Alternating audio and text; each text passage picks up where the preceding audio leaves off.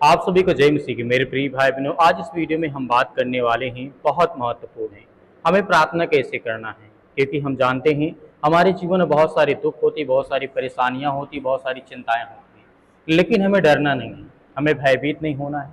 परमेश्वर हमारी प्रार्थना को सुनेगा। जब हम प्रार्थना करते हैं तो हमारे जीवन में अनेक प्रकार की रुकावटें आती हैं, अनेक प्रकार के हमारे काम होते हैं जो बंद पड़े होते हैं, वो चलते नहीं हैं। तो मेरे प्रिय भाई बहनों, यहाँ पे हमें ध्यान देना है कि परमेश्वर का वचन क्या कहता है। क्योंकि जब हम प्रार्थना करेंगे तो हमारे जीवन में आशीष आएगी, बरकत आएगी, और हमारे हर प्रकार की विचारधारा को परमेश्वर बदलेगा।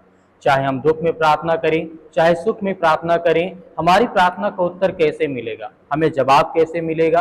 क्योंकि हम जानते हैं हमारे जीवन में बहुत सारी चिंताएं इसलिए होती हैं कि हम अपने जीवन में बहुत सारी बातों को ध्यान में नहीं रखते हैं। लेकिन मैं ज़्यादा आपको बातें ध्यान में रखने के लिए नहीं कहूँगा, केवल 3-4 बातें ऐसी हैं जो आपको ध्यान में रखना है, ताकि आपकी प्रार्थना प्रभु सुने, आपको ब्लेसिंग करे, आपको आशीष दे, आपके घर में, आपके बच्चों के जीवन में बहुत सारी आशीष दे। मैं आज यहाँ पे क्या कहना चाहता हूँ, जो कि हम जानते हैं प्रार्थना है जो है, चाहे हम जोर से प्रार्थना करें या मन ही मन प्रार्थना करें, इसमें बहुत सारी बातें हैं। परमेश्वर हमारी प्रार्थना को सुनता ही है, क्योंकि वो जब है, यदि हम विश्वास करते हैं कि परमेश्वर है, तभी तो हम उससे प्रार्थना करते हैं, तभी तो विनती करते हैं। हमारे जीवन में भले हम उदास हैं, चिंतित हैं, किसी काम को लेकर के, किसी बिजनेस को लेकर के, बहुत सारी बातें हमारे जीवन में हैं, लेकिन इसमें हमें भयभीत नहीं होना है, इसमें हमें डरना नहीं है। क्योंकि परमेश्वर हमारी रक्षा करता है, वो सुरक्षा करता है, वो हमारे जीवन की देखभाल करता है। क्योंकि परमेश्वर ने कहा, प्रार्थना चाहे हम अपनी जोर जोर से करें बोल के, या मन ही मन में प्रार्थना कर सकते हैं। आप परमेश्वर को वैसे ही बात करें जैसे आप एक दूसरे से बातें करते हैं, अपने घर में, अपने दोस्तों के साथ, अपने परिवार, अपने फैमिली के साथ, वैसे ही आप बात कर सकते हैं। क्योंकि हम जानते हैं व्यक्ति हमेशा अपने शब्दों को ध्यान में रखते हुए प्रार्थना करे। हम परमेश्वर से बात विवाद ना करें, जो हमारे मन में है उसे हम खुल करके परमेश्वर के सामने रखें। आज जैसे हमारे जीवन में दुख है, तकलीफ है, मेरे जीवन से बीमारी नहीं जाती, दुख है, चिंता है, परेशानी है, बहुत सारी चीज़ें हैं। तो इसमें हमें ध्यान में रखना है कि ज़्यादा से ज़्यादा हम अपनी बातों को परमेश्वर के सामने धार्मिक स्थिति में रखें, ना कि अपनी मनसा में, ना कि अपने इच्छा में। क्योंकि परमेश्वर धार्मिक है, वो हमारी इच्छाओं को जानता है। इसीलिए जब हम विश्वास करें कि वह हमारी प्रार्थना को सुनता है और हमें जवाब देता है, हमारे हर प्रकार के बुरे हालातों में वो हमारी मदद करता है और सहायता करता है। तो यकीनन जब हम ये विश्वास करते हैं, जब हम प्रार्थना करते हैं, तो हमें विश्वास होना चाहिए कि परमेश्वर हमारा उपस्थित है, वो हमारी प्रार्थना को सुनेगा। क्योंकि प्रार्थना आपके, जो हमारा प्रेमी परमेश्वर है, जो हमारा सर्वशक्तिमान परमेश्वर है, वो जानता है हमारा मूल्यवान, हमारे जीवन में क्या उपहार देना है, क्या नहीं देना है, किस हालात से हम जी रहे हैं, किस हालात से नहीं जी रहे हैं। हम बहुत ज़्यादा डिप्रेशन में हैं, चिंता में हैं, दुख में हैं, परेशानी में हैं, मुसीबत में हैं, बहुत सारी चिंताओं का हम सामना करते हैं। इसमें हमें डरना नहीं है। देखिए, हमें ध्यान में रखना है, अपनी प्रार्थना शुरू करें। शुरू करने से पहले जिस तरीके हम जानते हैं, प्रार्थना को शुरू करने से एक शांत हमें जगह खोजनी होगी। क्या होगी? एक शांत जगह, जहां पर आप सहज अपने आप को महसूस करते हो, अपने आप को ये महसूस करते हो जैसे आपको कोई सोते समय कोई डिस्टर्ब ना करे, वैसे ही आपको प्रार्थना करते वक्त कोई डिस्टर्ब ना करे। इस चीज को आपको ध्यान में रखना है।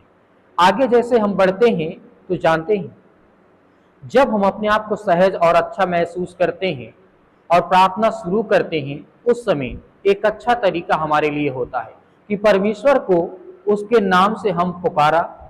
क्योंकि वो परमेश्वर हमारा प्रिय सर्वशक्तिमान परमेश्वर है, वो हमारा पिता जो स्वर्ग में है, जो हमें धरती पर रह करके परमेश्वर हमें श्वास देता है, आशीष देता है, बरकत देता है।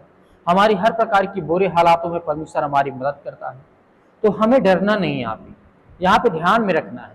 और दूसरी बात हमें याद रखना है कि परमेश्वर से बातचीत करें, खुल के बातचीत करें। जैसे आप अपने दोस्त या अपने सहेली से बात करते हैं, वैसे आप परमेश्वर से खुल के बात करें। अपने दिल की बातों को परमेश्वर के सामने खोल के रखें। उस समय आप डरे ना, उस समय आप भयभीत ना हो। क्योंकि परमेश्वर जानता है कि आप डर रहे हैं, या भयभीत, या चिंतित, या दुख में, या मुसीबत में, या परेशानी में। अपने दिल की जब बात खोल करके रखेंगे, अपनी आशाओं को, अपनी इच्छाओं को साथ साथ लेकर के अपनी चिंताओं को और अपनी समस्याओं को भी साझा करें, क्योंकि आप परमेश्वर से मदद, मार्गदर्शन मांग रहे हैं। परमेश्वर से आप अपनी मार्गदर्शन और आप अपनी जिस तरीके से मदद मांग रहे हैं, परमेश्वर हमारे हर प्रकार के अपराधों और गुनाहों को क्षमा करता है। तो इन चीज़ों को हमें ध्यान में रखना है, और जिस तरीके से हमारी ये दूसरे के प्रति जो भावनाएं होती हैं, जो गलत भावनाएं होती हैं, उसे हम दूर करें, क्योंकि हमारा परमेश्वर नहीं चाहता कि हमारे दिल में कोई बोझ हो। क्योंकि परमेश्वर का वचन कहता है, मैं तुझे बुद्धि और हर तरीके से मैं तेरी भावनाओं को जानता हूँ, मैं तेरी हर प्रकार की मनोकामनाओं को, हर प्रकार की इच्छाओं को मैं पूरी करूँ। तो मेरे प्रिय भाई बहनों, हमारे जीवन में बहुत सारी चुनौतियाँ हैं, बहुत सारी मुश्किल घड़ी है। हमें आशीष चाहिए, हमें बरकत चाहिए। जिस खुदा पे आज हम विश्वास करते हैं, उस खुदा पे जिससे हम प्रार्थना करते हैं, प्रार्थना तभी करेंगे जब आप ये विश्वास करेंगे कि परमेश्वर मेरे जीवन में काम करता है और मुझे आशीष देता है। मेरे जीवन में जब अच्छा मुझे महसूस होने लगे, जब प्रार्थना करते करते मुझे जब अच्छा महसूस होने लगे, तो इसका मतलब आप समझ जाइए कि परमेश्वर आपकी बातों को सुनता है, वो आपको आशीष देना चाहता है, वो आपको बरकत देना चाहता है। और तीसरी बात हमारी ये है, जब हम अपनी प्रार्थना समाप्त करें, तो एक बार जब आप वह सब कह चुके हैं जो आपके दिल में था, जो आपके दिल में था, जब परमेश्वर से आप कह चुके, तो आप अपनी प्रार्थनाओं को यह करके समाप्त कर सकते हैं, यीशु मसीह के नाम पर आमीन। हम ऐसा इसलिए करते हैं क्योंकि यीशु ने हमें उसके नाम पर प्रार्थना करने की आज्ञा दी है। मेरे प्रिय भाई बहनों, हम जानते हैं कि यीशु मसीह ने कहा, जो मेरे नाम से पिता से मांगेगा, पिता उसे पूरा करेगा, उसे देगा। तो आज हम क्यों ना मांगे परमेश्वर से। इसीलिए मेरे प्रिय भाई बहनों, हम हमेशा प्रभु यीशु मसीह के नाम से ही प्रार्थना को खत्म करते हैं। और परमेश्वर इसीलिए कहता है कि तुम्हें मेरे मन से सदा पिता से प्रार्थना करनी चाहिए। मेरे प्रिय भाई बहन, यीशु मसीह ने कहा, मेरे मन से और मेरे नाम से सदा प्रार्थना पिता से करनी चाहिए, और जो कुछ तुम मेरे नाम से पिता से मांगोगे, जो उचित है, यह विश्वास करते हुए कि तुम्हें मिलेगा, देखो वह तुम्हें दिया जाएगा। जिस तरीके से हम जानते हैं। और यदि हम चौथी बात में ध्यान रखें, अपनी धार्मिकता की इच्छाओं के अनुसार हम कार्य करें, ना कि हम सांसारिक इच्छाओं के अनुसार हम मांगे। क्योंकि परमेश्वर का वचन कहता है, इस कहावत में बुद्धिमत्ता है, मतलब बुद्धिमान है।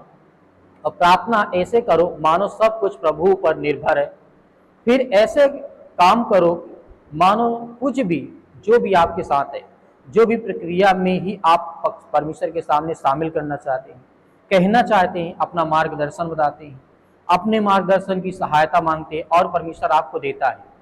इसीलिए मेरे प्रिय भाई बहनों, जब भी हम अपने जीवन में उदास हों, चिंतित हों, इन चार बातों को ध्यान में रखें।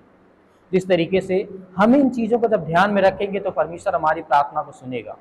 और जब प्रार्थना करते वक्त हमें अच्छा महसूस होने लगे, बहुत सारे मेरे मसीह भाई बहनें कहेंगे प्रार्थना का कोई समय नहीं है, लेकिन हाँ, जो एक समय है, जो शाम और सुबह है, ताकि कोई भी कार्य करें, या सोने से पहले प्रार्थना करें, या सुबह कोई कार्य करने से पहले हम प्रभु का नाम लें, परमेश्वर की स्तुति करें, उसकी महिमा करें, ताकि हमारे मन में हमेशा परमेश्वर के वचन को याद रखें। प्रार्थना हमें हमेशा भी की जा सकती है, किसी भी टाइम, किसी भी वक्त, किसी भी समय आप प्रार्थना कर सकते हैं। तो मेरे प्रिय भाई बहनों, आशा करता हूँ कि इस प्रार्थना में आप सीखे होंगे कि आपको कैसे प्रार्थना करना। इन छोटी छोटी बातों को आप ध्यान में रखिए, परमेश्वर आपकी प्रार्थना को जरूर सुनेगा। तो 1, 2, 4 गवाहियां आप सुनते जाइए, ताकि परमेश्वर के द्वारा आपके जीवन में बहुत सारी आपको आशीष मिले। मिलते हैं नेक्स्ट वीडियो में। आप सुबह शाम थैंक्स चैनल के माध्यम से प्रार्थना करते रहिए। हम आपके लिए, आपके बच्चों के लिए, आपके परिवार के लिए प्रार्थना करेंगे। आमीन।